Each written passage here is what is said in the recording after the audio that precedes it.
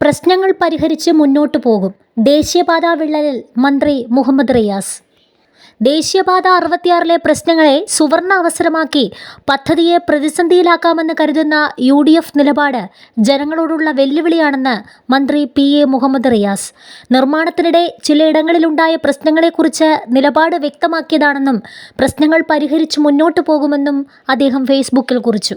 സ്വന്തം ഭരണകാലത്തെ കഴിവുകേട് മൂലം ഇല്ലാതായ മലയാളികളുടെ സ്വപ്ന പദ്ധതിയാണ് ദേശീയപാതാ വികസനം.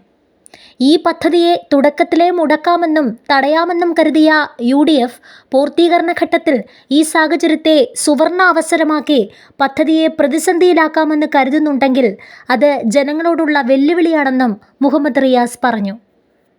ഹൈവേ നിർമ്മാണവുമായി ബന്ധപ്പെട്ടുണ്ടായ അനിഷ്ട സംഭവങ്ങൾ തീർത്തും ദൗർഭാഗ്യകരമാണെന്ന് പൊതുമരാമത്ത് വകുപ്പ് മന്ത്രി കഴിഞ്ഞ ദിവസം പറഞ്ഞിരുന്നു.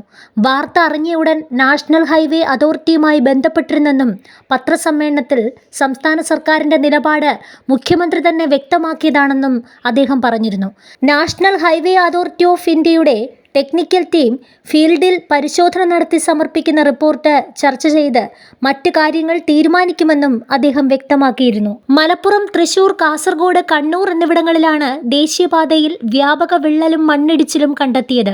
അതേസമയം കേരളത്തിൽ ദേശീയപാത നിർമ്മിച്ചതിലെ വീഴ്ചകൾ പരിശോധിക്കാൻ കേന്ദ്രം 3-അംഗ സമിതിയെ നിയോഗിച്ചു.